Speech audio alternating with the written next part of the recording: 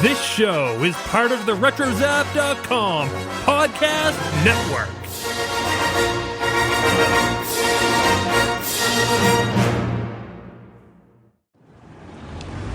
Today's episode is brought to you by TeePublic.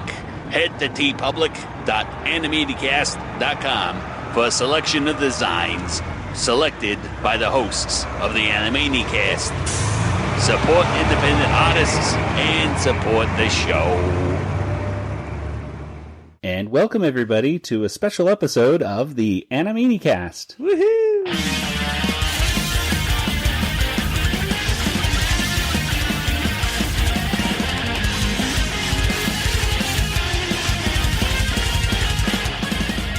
And welcome everybody to a different kind of episode of the Animanicast. We are the only podcast out there dedicated to the animated television series Animaniacs. Each and every week we talk about the Animaniacs television show, and we talk about all the different gags and all the different references and everything else that we can possibly think of.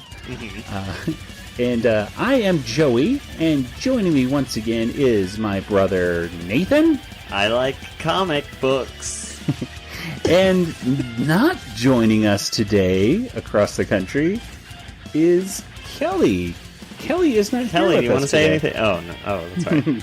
Kelly is not here with us today. She's in some place that I wish I was in right now. We're very jealous. Very jealous. She is currently in Orlando, Florida, and going to Star Wars Celebration right now. Yeah. What? How dare she go there? Without us. I know, seriously. And not only that, but a ton of the people from RetroZap are over there as well. We're recording this on the night that they're having a big get-together, and we're missing it. They're drinking blue milk. Yeah, talking about us behind our backs. Oh, see, all the time, seriously. But, hey, you may be listening to this. Who knows? You might be listening to this particular episode waiting in line at Star Wars Celebration. Oh, okay. I was like, I'm pretty sure they're listening to it. Somebody out there might be listening to this particular episode while waiting in line at Star Wars Celebration. And that would be awesome. If that's the case, hey, let us know. Tweet at us at Animanicast. I'm interested.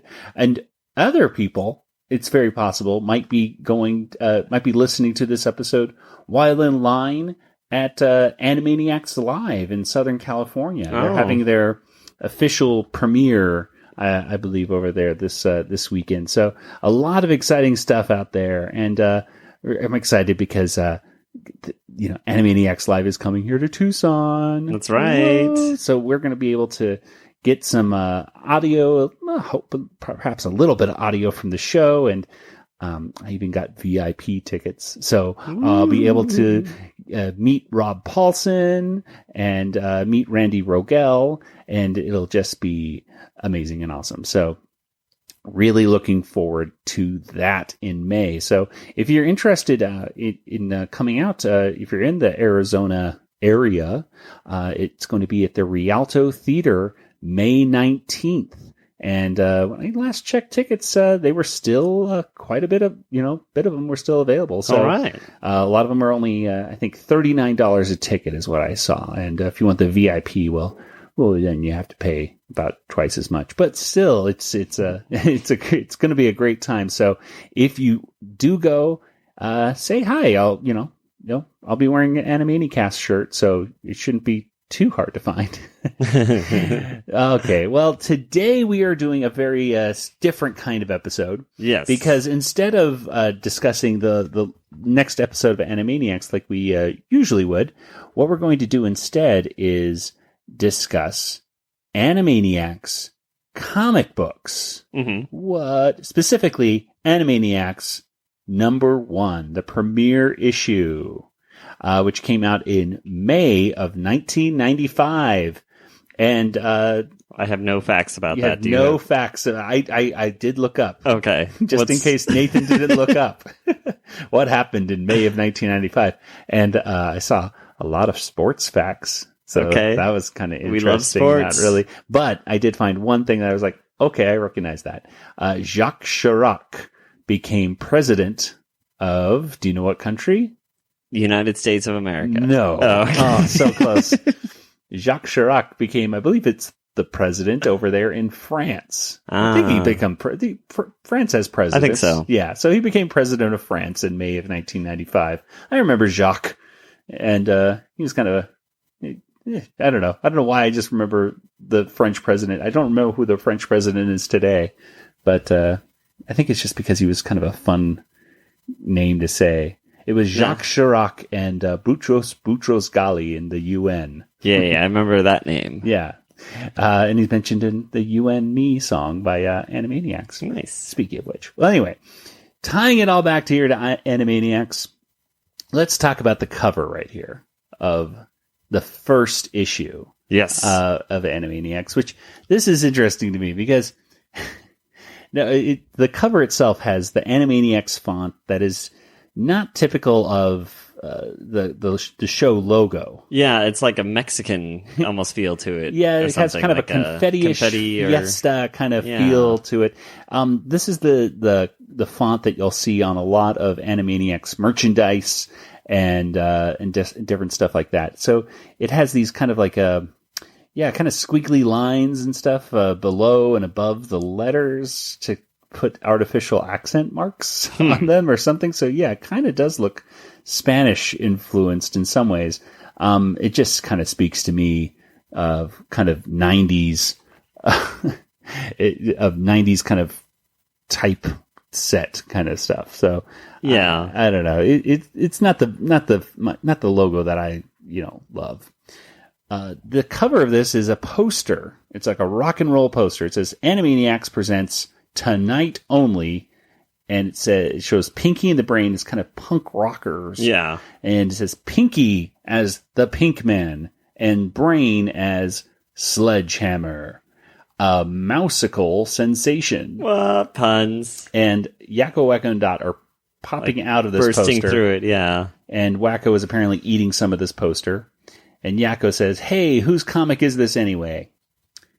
Very odd that they actually did decide to go with Animaniacs #1. Yeah. And the most featured thing on this is Pinky and the Brain. Pinky and the Brain. Well, they're they're obviously, the most popular, standalone segment of Animaniacs, but a little odd, I think, that the writers or the producers over at DC decided to go with Pinky and the Brain as the thing to grab people's attention. Featuring cartoon or whatever, the featuring comic basically in the comic, because it's the very first one. Yeah. This first, as we open up the issue right here, see, right here, my hands, everybody. Good sound effects. Thank you. Put that on our sound effect record. Yep. There we go. There's a cool advertisement right here for some Fleer cards for Reboot. Yeah. I know, Nathan, you really like the Reboot series. Yeah, it was fun. And I even liked when it got rebooted. The reboot of Reboot. Yep. Because, you knew the whole storyline. Got all convoluted, but it was interesting. Yeah, you knew all about it. But anyway. And hexadecimal and whatever. Yeah. It was interesting. So let's go ahead and go over real quick what today's plan is going to be. We're going to go look at these different segments. There are 3 major segments of today's comic. Okay. We have a Pinky and the Brain comic. I guess you could say portion. I don't know. Section? Section? They call those in comic books a thing. Called Global Disorder. And then it goes to 2 different sections here involving the Warners. One called Ice Cream of Genie. And the last one called 1492, The True Story.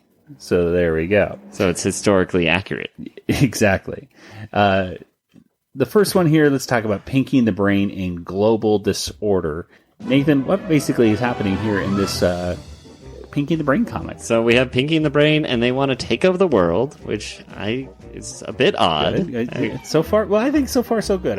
So far it's pretty classic Pinky and the Brain. Yes. The idea is to go to the UN and release a laughing gas that if the temperature is 95 degrees, and if someone starts laughing when they are inhaling this laughing gas within 30 seconds, then they will start laughing to the point where they will become frozen.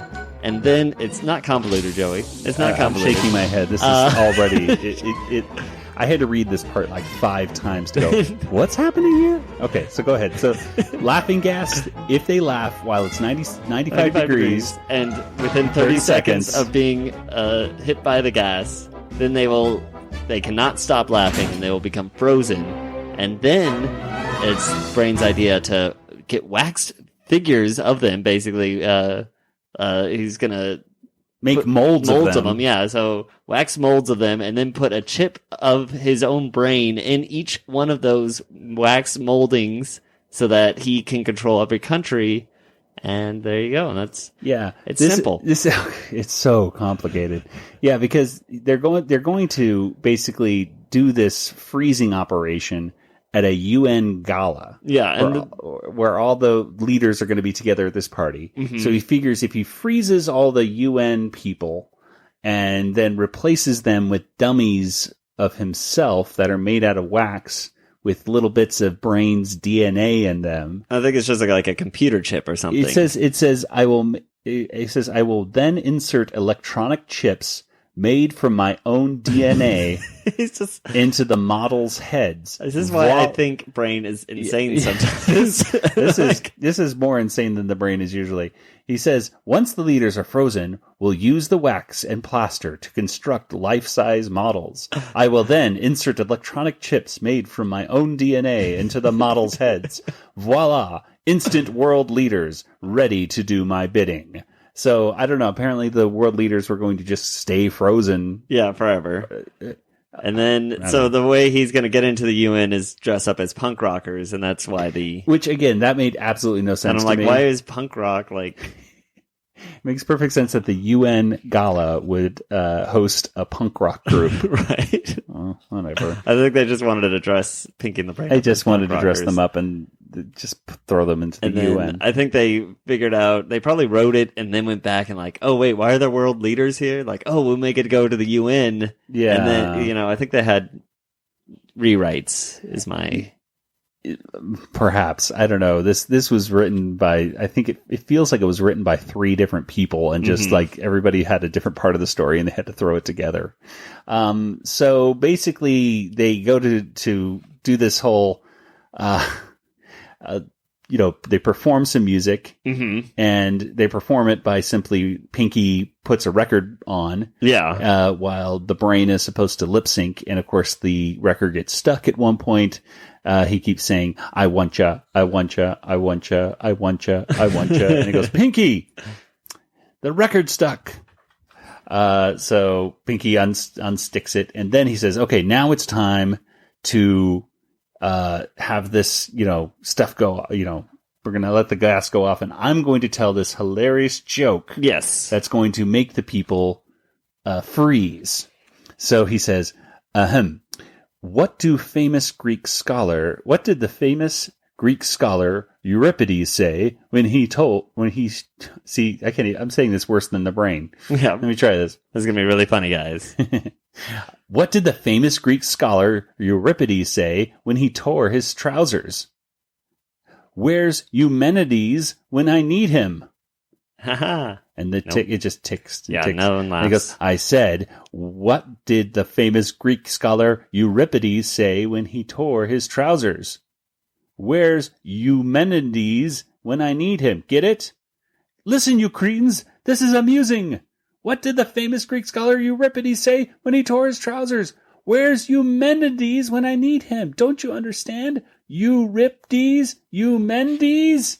And he falls over in exasperation. Finally, Pinky has to tell a knock-knock joke, but Pinky can't even tell a knock-knock joke either. Yeah, he can't think. He just goes, knock-knock. And they say, who's there? Who's there? Pinky. Pinky who? And everyone just kind of stares at him, and eventually they start laughing at how ridiculous it is. Yeah, that he can't even tell a knock-knock joke. And they end up freezing, of course, everybody. So far, so good. It looks like everyone has become frozen because of this gas. And they put everybody into crates. They fill those crates up with plaster. And Pinky is waxing poetic as he by singing and everything. Yeah. As he's putting plaster on top of everybody. They open up these cases, they pour wax into the molds, and they have a bunch of molded world leaders out of all this wax. Well, Nathan, they're just about to, I guess, go to the next weird DNA computer chip part. Yeah. And what happens? They all start exploding. They start rumbling, and then boom, they spontaneously combusted, they find out, by reading the rest of the fine print about the wax. So it's... Yeah. So it was a kind of a joke, too, because that was how that's how Brain got rid of the band that was supposed to play. He told them that the last band that played here spontaneously combusted. Oh. So it's kind of like a callback to that. Okay. So yes, so the whole group, the whole group of statues blows up, and they're foiled because of spontaneous combustion. Mm-hmm. Because as if the Brain says right here, the printed word has let us down again, Pinky. Because they didn't read the entire thing. Mm-hmm. When you mentioned that whole thing with the rockers and saying they mentioned that the whole spontaneous combustion thing. Mm-hmm. To me, I gave the writing more credit than that. I thought it was a reference to the movie Spinal Tap. Oh, I'm sure it is. I think it was perhaps both. Okay. It's both. Okay, because in the movie This Is Spinal Tap, the drummer.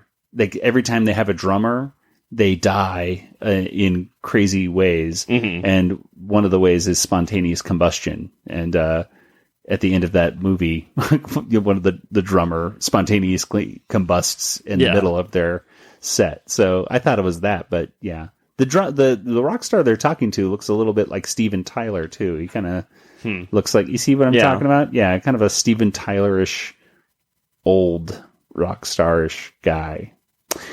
Yeah. So there we go. So that's how the issue here opens up. Mm-hmm. Pinky the Brain. What do you think, Nathan? Was this, what was your favorite line or moment here in this comic? Well, there's quite a few parts that I liked, but I liked when Pinky says that he wants to get a tattoo. I thought that was cute. They go to the rock store. Yeah, they're getting the dressed. rock star store. And of course, Brain is putting on like huge, like extending boots, basically, to make him taller, kind of thing. Yeah, and luckily they had those at this. They go to a place called Dante's Den in this to get some rock star clothes. Mm-hmm. This is one of the times that in previous episodes of Pinky the Brain, they don't buy their outfits; they make them. Yeah, they make them. So this is the first time where they're like, "Okay, let's just go buy this stuff. This is easier."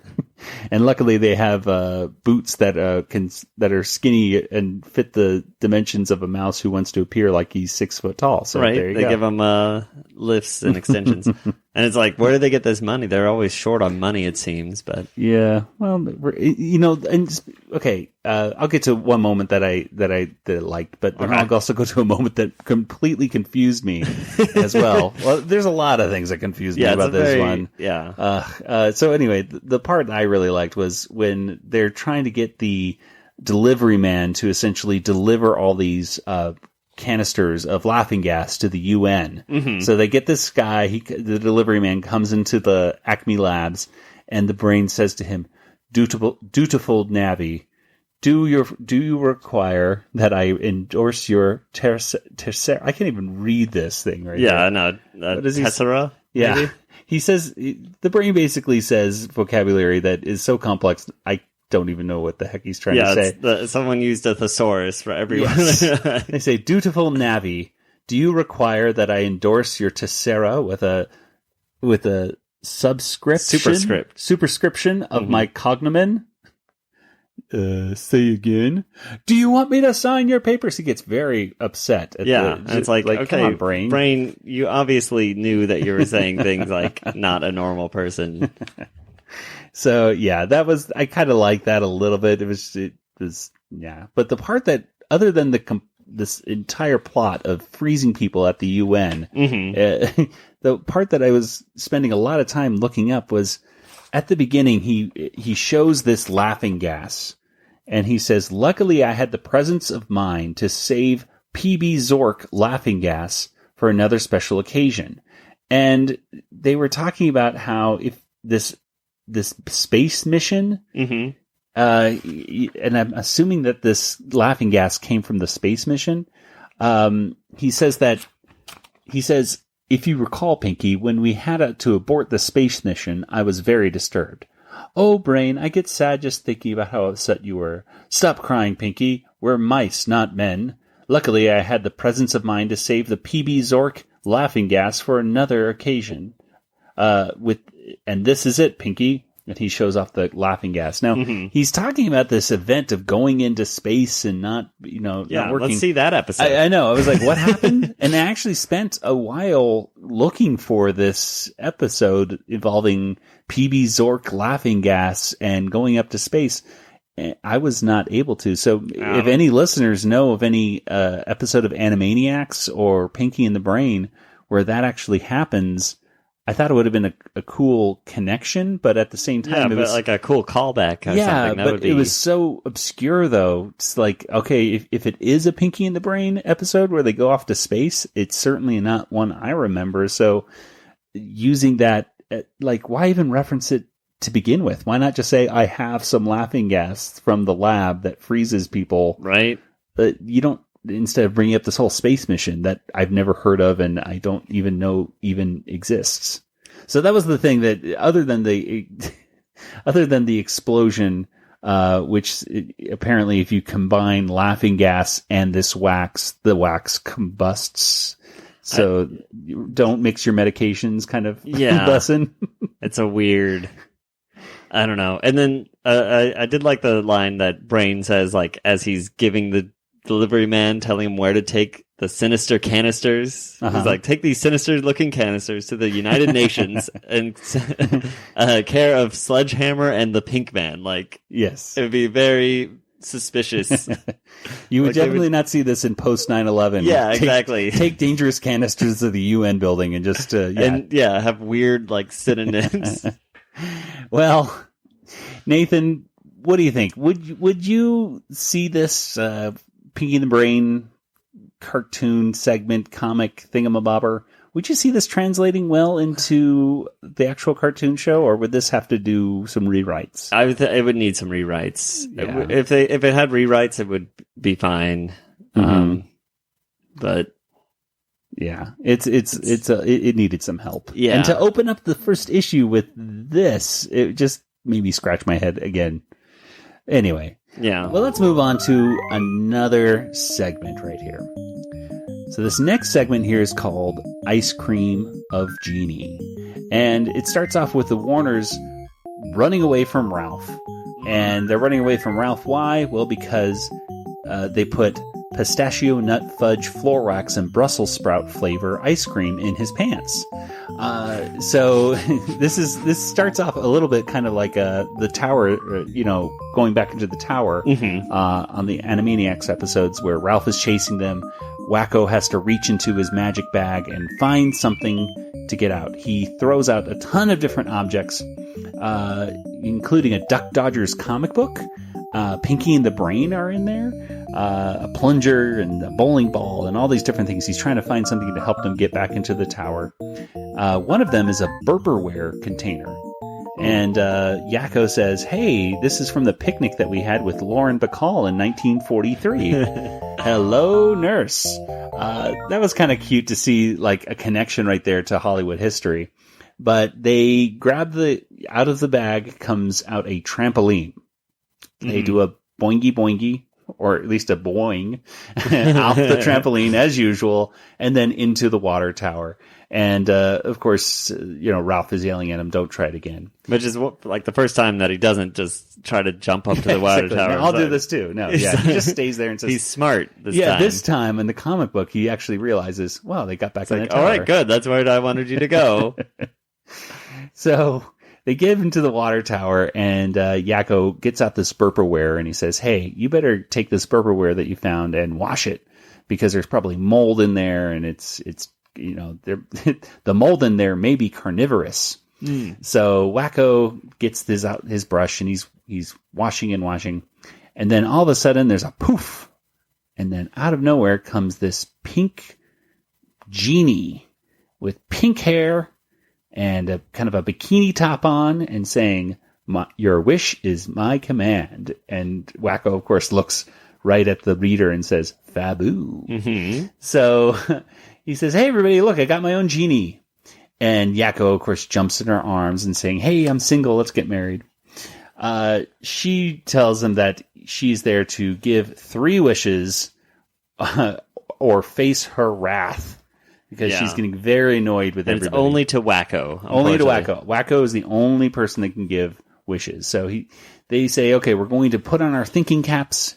And Dot is literally starting to put on a thinking cap. Mm-hmm. Same as Yakko. Yeah. So, oh yes, I see Yakko right there putting on a thinking cap. We're going to put on our thinking caps and think of some good wishes. But all Wakko wants is his ice cream because he lost it in Ralph's pants. Mm-hmm. But of course, Yakko and Dot will not have any part of this. Dot at one point, threatens him by hovering a 430 ton weight, I should say, above his head. And he says, "Oh, okay. But, he goes, are you sure that nobody wants pistachio nut fudge?" And then they even show Yakko and Dot now. Yes, holding 864 tons. Yeah, it got twice as big. Yeah, twice as big. So he says, they start thinking about what should we wish for? Should we wish for this? Should we wish for that? And probably my favorite, frame and joke of the entire issue is, "Hey, we could wish to be grown-ups." And Yakko, Wakko, and Dot all look at the reader. Yeah, they break the fourth wall and then they nah. So they go through nice socks. Should we wish for this? Should we wish for that? And eventually he says, they do it all night, so it's morning now. Yes. And so eventually Wakko just says, I'm going to wish for it. I want whatever I want, and I wish for all the pistachio, nut fudge, floor wax, and Brussels sprout flavored ice cream I can eat. Now you've done it. We're doomed. We are. And of course, he gets a little cone of ice cream. Mm-hmm. So he eats that. And then there's more, and then there's more, and there's more. And eventually their entire tower gets filled with this green ice cream, which forces them out onto the floor of the studio. And Ralph comes out and he says, "I told you no more ice cream on the lot." And, well, there's a lot more to come because the helicopter of this green ice cream comes with a giant ice cream scooper from the sky. Wakko is opening up his mouth with a welcome mat on his tongue and gulp, eats it all. He is very round, very big. And now he's sick. Now he's saying, he's had enough and he feels awful. He'll feel sick. And he says, "I wish I'd never found this stupid burperware. Is it bupper? It's bupperware. I kept wanting to say burperware. Yeah, I know. But anyway, it's bupperware. It's Tupperware with a B. Yes. Bupperware container in the first place. And because he wished he never saw it, it vanishes from his hand. And his wishes disappeared, basically, so he's no longer huge. Yes. And Yakko says, the lesson is, be careful what you wish for. You might not get to keep it. Which I don't really get, because you might not get to keep your wish. What you're supposed to wish for, folks, is more wishes. Yes. Everyone knows that. Or you can wish for the perfect wish. I wish I got exactly what, Yeah. I wish I knew exactly what to wish for. I wish I know exactly what to wish for. You could definitely use that as one of your wishes, wouldn't that? So then that'd be a pretty good wish, and then that way you're guaranteed. Would be perfect. There you go. Oh, man, that's a good idea, Nathan. Okay, so there you go. So, if you can't wish for more wishes, at least get that perfect wish. I wish I would know the perfect wish that wouldn't trick me. Yeah, or backfire in any way. Backfire in any way. So then you would know, and then you could wish for it. Yeah. Okay, so what do you think, Nathan? What do you think of this I scream of genie? Ice cream, like ice cream? Yeah. Ice cream of genie. Instead of I dream of genie. Yes. Hey. What do you think? Was it? I think it was good. There was some little funny jokes, but I think it could do. I think it could do a cartoon of this. I agree. And the I was going to say the animation was good, but the drawings were really Yeah, nice I as really well. like the panels on it. Those like cuts that they would just look at the straight at the audience. Or Yeah, so it looked cool. It looked cute. I like this one. it worked well with a comic kind of feel to it too. I feel like it worked well in a comic, but it could also work well in a cartoon. So. Yeah, I agree. So we say, go for it. Animate this. Yeah, animate this. That's yeah. Animate this. Go on. Go.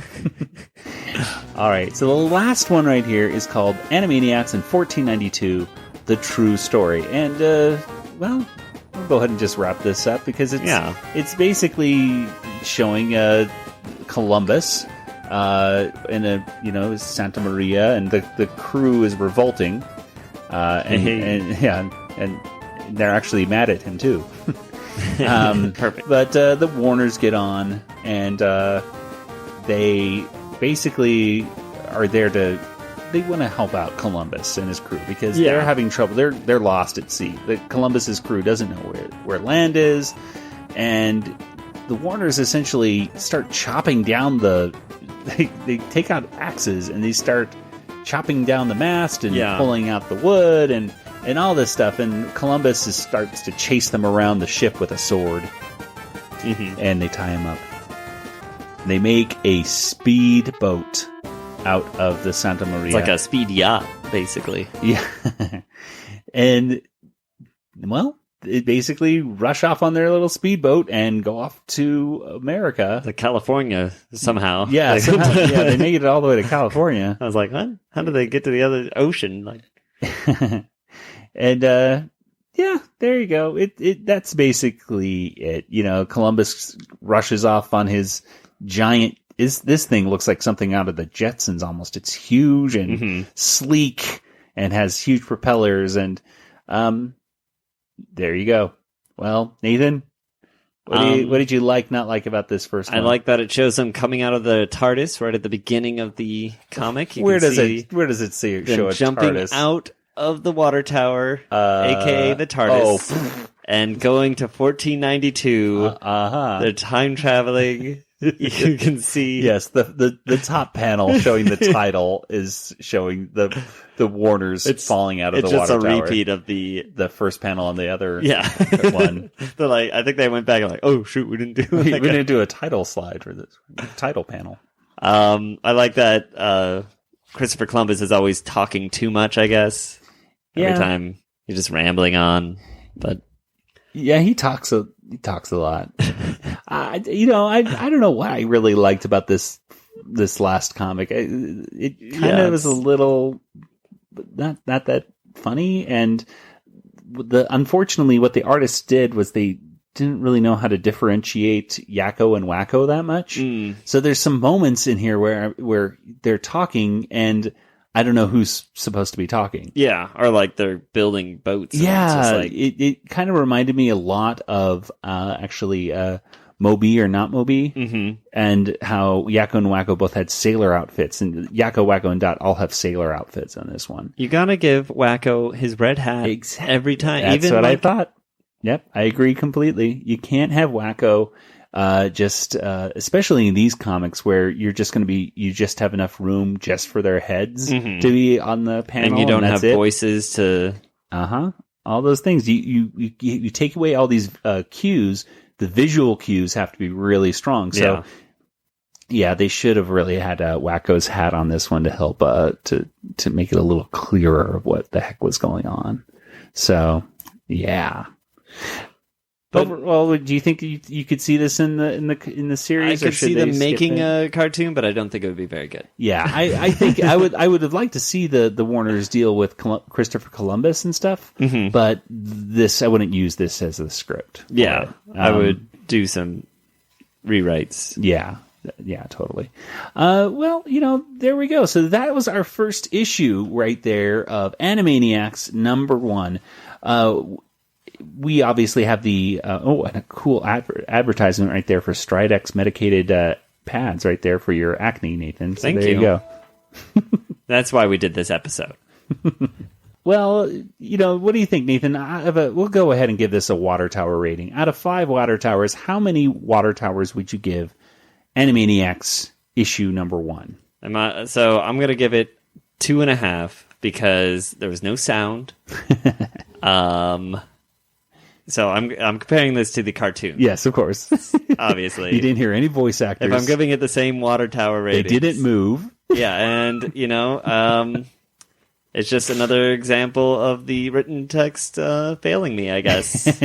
So there you go. Yeah, I'll go ahead. I'll give it a 2.5. I think it was a decent start with these issues. Mm-hmm. The writing wasn't necessarily bad. It wasn't not as funny as the actual TV show, but they had some decent segments in here, and ones that I think, with a rewrite or two, totally, I could see them on the show and be a successful one.